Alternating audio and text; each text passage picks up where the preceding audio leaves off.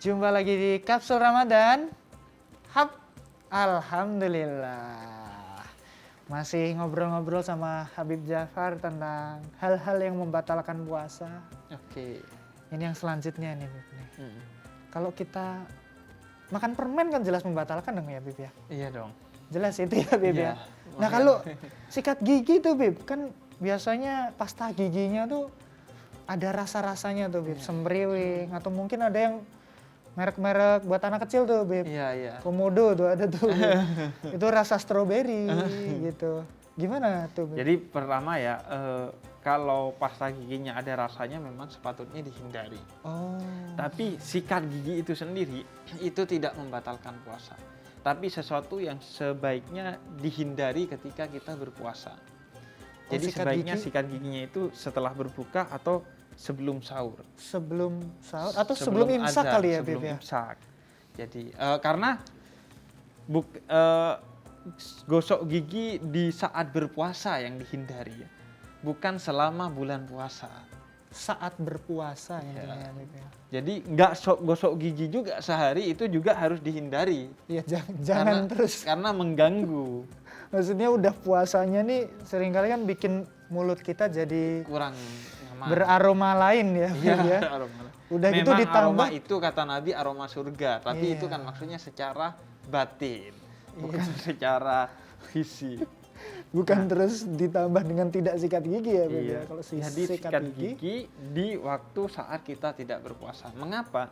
Karena kalau sikat gigi di waktu berpuasa itu tidak membatalkan puasa, tapi kalau tidak sengaja tertelan air yang dibuat kita kumur-kumur atau apalagi pastanya, atau apalagi sikatnya, aduh, sikatnya ketelan sih agak ketelan, maka itu atau plastik sikatnya kan mungkin kalau udah putus ketelan, maka itu meskipun tidak sengaja membatalkan puasa. Maaf, ini memang ada sebagian orang yang pakai sikatnya sampai jeber tuh, ada tuh ya, sampai gini tuh, sampai gelebar gitu tuh ya, Bib. Iya. Itu sebenarnya saatnya ganti ya, bukan saatnya melanjutkan. Itu bukan kayak semakin adaptasi, bukan.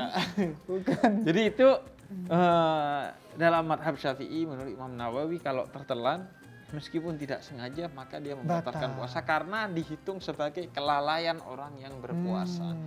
Kecuali kalau dalam berwudu, berkumur untuk berwudu, tapi tidak berlebihan dan kemudian tidak sengaja tertelan, maka itu tidak membatalkan puasa.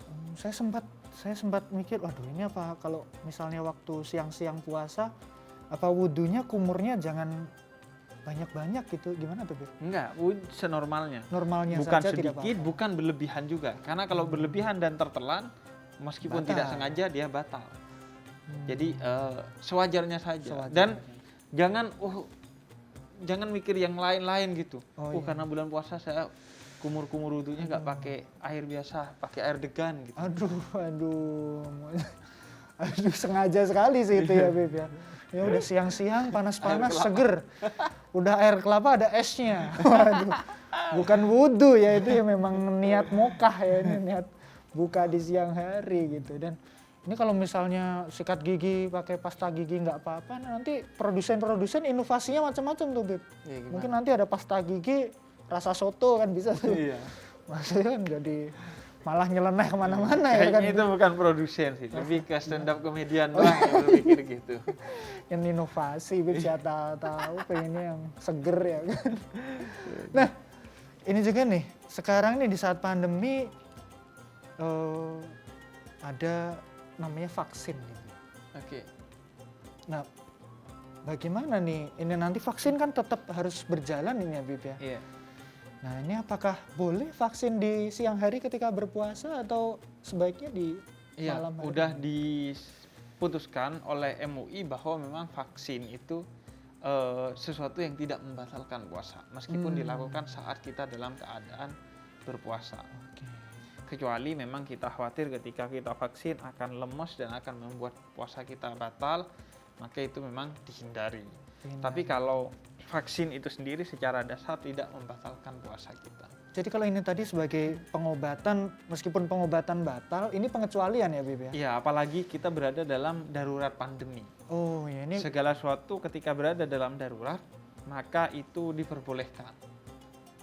Kondisi yang spesial ini spesial. ya Bib ya. Itu juga yang menjadi alasan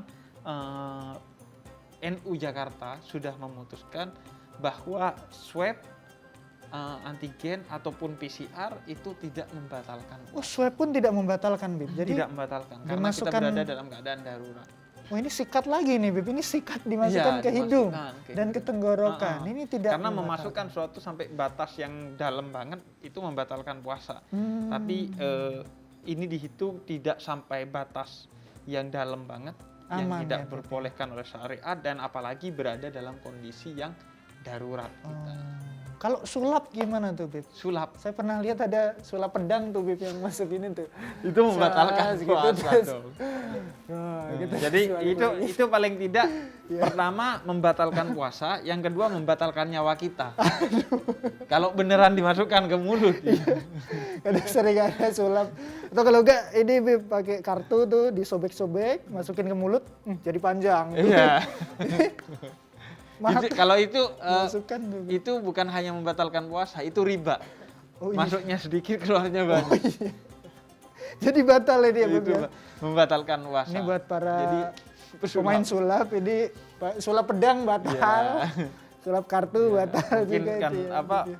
Om Deddy Kobuzier kan baru mu'alaf nggak tahu. Oh iya nggak tahu. Ini informasi baru untuk Om Informasi Deddy. penting. Iya ini. Ini membatalkan ya Bib ya. Semua yang memasukkan benda ke dalam mulut itu jadi bukan hanya makanan dan minuman. Semua itu membatalkan puasa. Membatalkan puasa. Kalau ini Bib, ini memang yang membatalkan ini pertanyaan Banyak cukup sekali. random ini Bib. Iya banyak sekali. Berbagai yang orang bidang kadang nggak paham. ada. Nah, ada juga berenang ini Bib. Berenang. Berenang ini kan tadi saja mau kumur-kumur pakai es degan jangan. Iya. Ini satu kolam air semua ini. Gimana tuh? Jadi berenang pada dasarnya tidak membatalkan puasa. Oh, berenang pada dasarnya Tidak membatalkan puasa, tapi makruh, bahkan ada yang memang mengharamkan dan menyebut membatalkan puasa. Kenapa? Karena disebut makruh karena ketika kita berenang itu rawan masuk air ke lubang-lubang yang terbuka. Maka sebaiknya dihindari berenang di saat kita berpuasa. Bahkan sebagian ulama mengharamkannya, menganggap berenang itu membatalkan puasa. Kenapa? Kalau secara adat orang yang berenang pasti kemasukan air dari mulut, telinga, atau hidung, maka itu membatalkan puasa. Secara adat, wah ini akan masuk nih pasti, gak ada renang yang gak masuk tuh, maka itu haram, membatalkan puasa. Termasuk kalau masuknya itu tidak sengaja.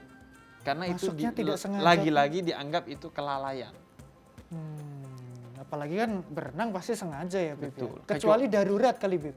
Misalnya kapalnya oleng misalnya Oh kan. iya itu bisa Harus lagi. memang harus berenang karena kalau enggak kan tidak survive ya Bib. Iya. Maksudnya ini kan darurat. Kalau Betul. darurat kan berenang nggak apa-apa. Betul. tuh. Kecuali mandi wajib. Oh iya mandi. Kalau nggak sengaja masuk, maka itu tidak membatalkan puasa.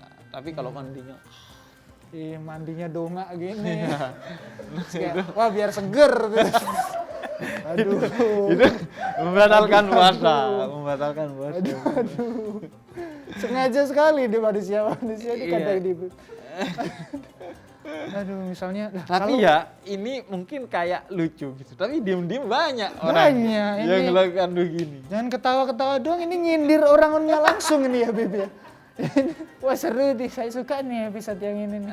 Membatalkan puasa ini, membuat kita ingat untuk terus menjaga nih. Iya.